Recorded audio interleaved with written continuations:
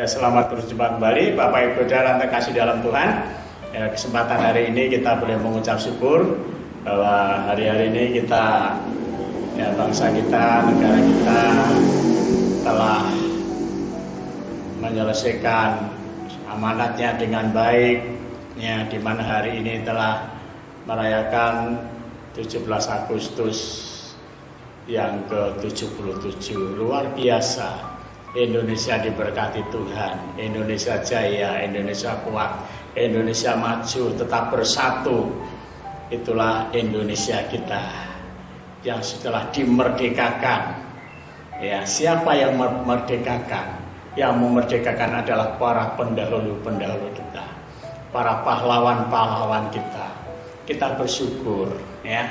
Oleh karena itu kita sebagai generasi-generasinya, mari kita akan terus maju, kita bertumbuh, kita doakan Indonesia, kita doakan bangsa kita, supaya bangsa kita terus maju, diberkati Tuhan, menjadi jaya, menjadi kuat, ya, menjadi berkat bagi bangsa-bangsa lain. Mari kita akan sama berdoa sebelum kita belajar dengan firman Tuhan. Segala puji rupa dan syukur kami naikkan ke hadapan-Mu Bapa di surga. Kami merendahkan hati kami mau belajar dengan firman-Mu Bapa. Berikan pewahyuan-Mu kepada setiap kami, agar kami dapat mengerti segala rancangan-Mu dalam setiap kami. Kami berdoa dalam nama Tuhan Yesus. Amin. Baik, kita akan belajar dengan firman Tuhan dengan kitab Roma pasal yang ke-6 ayat yang ke-18. Demikian firman Tuhan. Kamu telah dimerdekakan dari dosa dan menjadi hamba kebenaran. Amin. Puji Tuhan Bapak Ibu Saudara. Firman Tuhan mengatakan, kamu telah dimerdekakan daripada dosa dan menjadi hamba kebenaran. Tuhan rindu kepada setiap kita, orang percaya, untuk menjadi hamba kebenaran.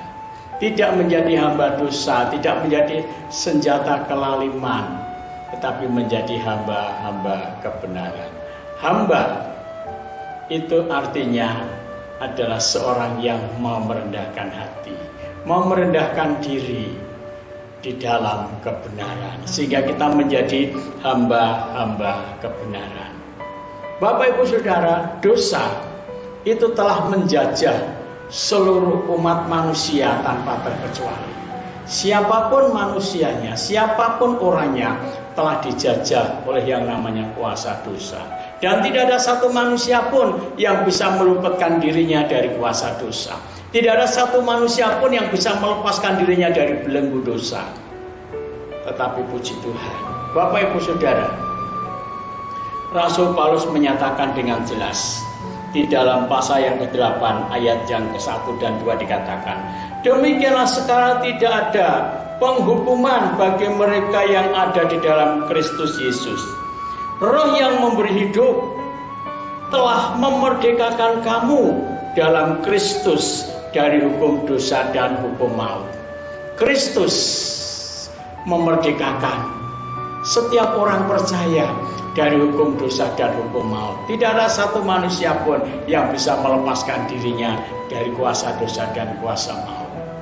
Rasul Petrus mengatakan dalam ayat yang ke-17 berkata demikian, pasal yang ke-6 ayat yang ke-17 berkata demikian.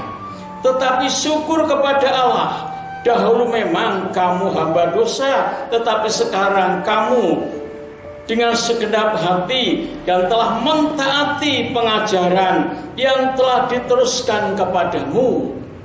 Bapak Ibu Saudara, kita dimerdekakan dari dosa karena kita telah mentaati pengajaran. Betapa pentingnya pengajaran itu bagi setiap orang percaya, bagi setiap orang yang telah dibenarkan oleh darah Kristus. Kristus memerdekakan kita dari kuasa dosa dan kuasa maut. Dalam pasal 8, pasal 5 ayat yang ke-8 mengatakan, ya, Kristus telah mati untuk kita ketika kita masih berdosa. Ketika kita masih berdosa, Kristus berani mati untuk kita, untuk keselamatan kita. Mengapa? Karena Kristus telah mencintai Bapak Ibu Saudara. Kristus telah mencintai, menyayangi Bapak Ibu Saudara. Mengapa Kristus begitu sayang? Mengapa Kristus begitu cinta kepada Bapak Ibu Saudara? Karena Tuhan rindu setiap Bapak Ibu Saudara menjadi generasinya Tuhan, menjadi generasi kebenaran Tuhan. Lalu untungnya apa? Bedanya apa menjadi hamba kebenaran dengan menjadi hamba dosa? Ya, kita baca bersama-sama. Kita lanjut Bapak Ibu Saudara, ya. Sebab waktu kamu hamba dosa, kamu bebas dari kebenaran, ayat 20. Dan buah apakah yang kamu petik daripadanya? Semuanya itu menyebabkan kamu merasa malu. Sekarang, ya, kesudahan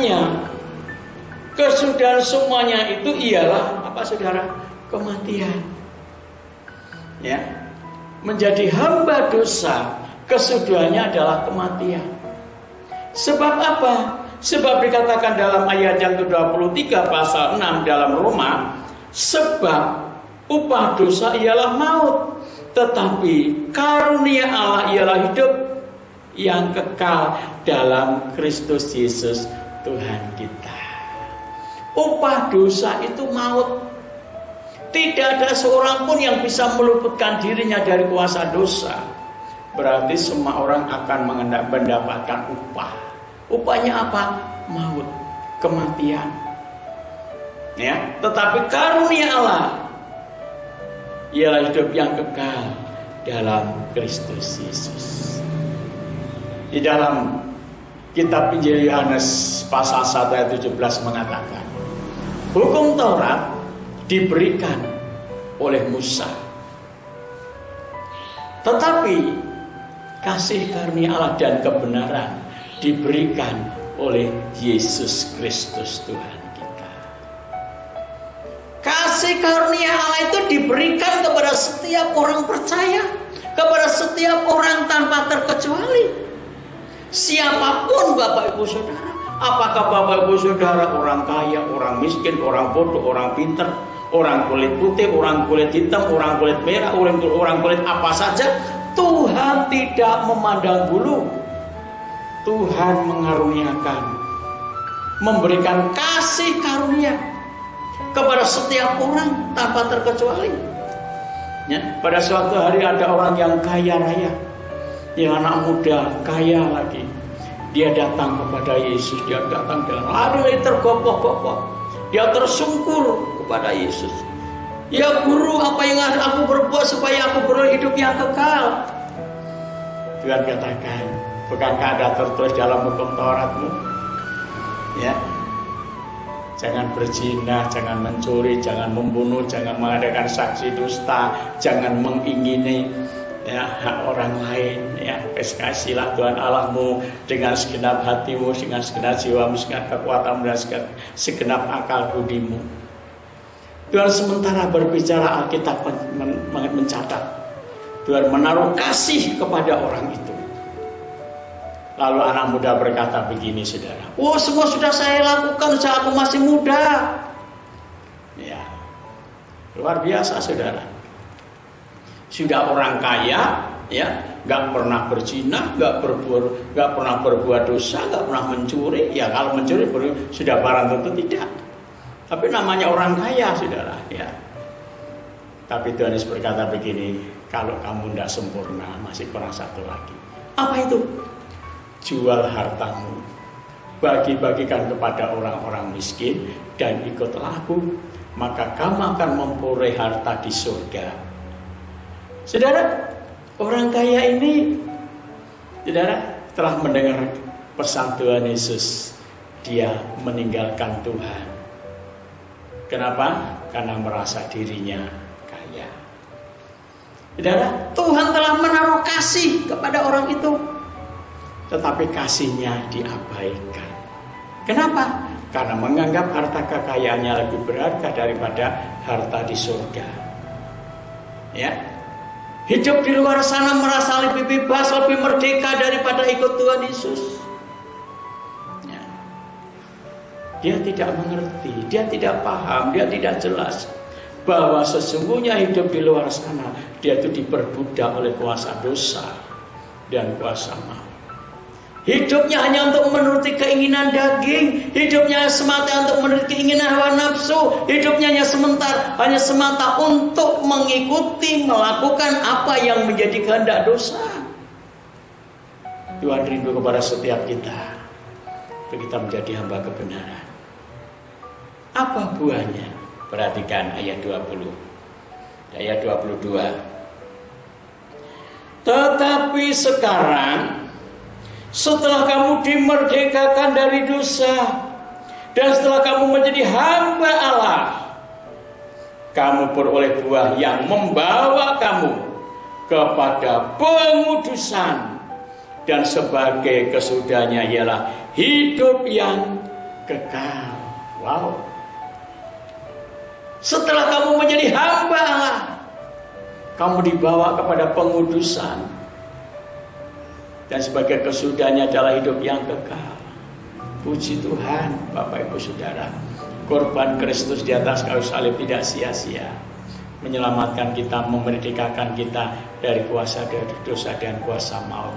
Mari kita bangun iman kita, bangun pengharapan kita, bangun kasih kita kepada Allah, supaya kita menuai hidup yang kekal, menuai keselamatan. Mari Bapak Ibu Saudara, kita doakan bangsa kita, negara kita, pemerintahan kita, supaya bangsa kita semakin kuat, dan negara kita semakin jaya, pemerintahan kita semakin dipakai Tuhan secara luar biasa. Dari pemerintahan desa, kecamatan, kabupaten, tingkat provinsi dan tingkat pusat, mereka dipakai Tuhan, diberikan pewahyuan oleh Tuhan untuk membawa Indonesia menjadi satu bangsa yang lebih baik, lebih maju dari negara-negara yang lain. Terus memberkati, mari kita berdoa. Segala puji, hormat dan syukur kami naikkan ke hadapan-Mu ya Bapa. Terpujilah nama-Mu ya Tuhan. Nama-Mu kekal untuk selama-lamanya. Berkat-Mu turun atas kami semua, karena kami telah dimerdekakan dari dosa, dan kami menjadi hamba-hamba kebenaran, kami menjadi hamba-hamba Allah. Kami bersyukur kepada-Mu Bapa, karena kami yakin bahwa kami dimerdekakan untuk beroleh hidup yang kekal. Terima kasih Bapa, kami mengucap syukur, memberkati bangsa kami, negara kami, pemerintahan kami, dari pemerintahan desa kami, kecamatan, kabupaten, tingkat pusat dan tingkat provinsi. Tuhan memberkati saudara kami yang ada di pelosok-pelosok desa, pedalaman-pedalaman. Tuhan memberkati mereka. Terima kasih Bapa, kami mengucap syukur. Berkat-Mu, sukacita-Mu, damai sejahtera-Mu turun atas kami. Haleluya. Amin.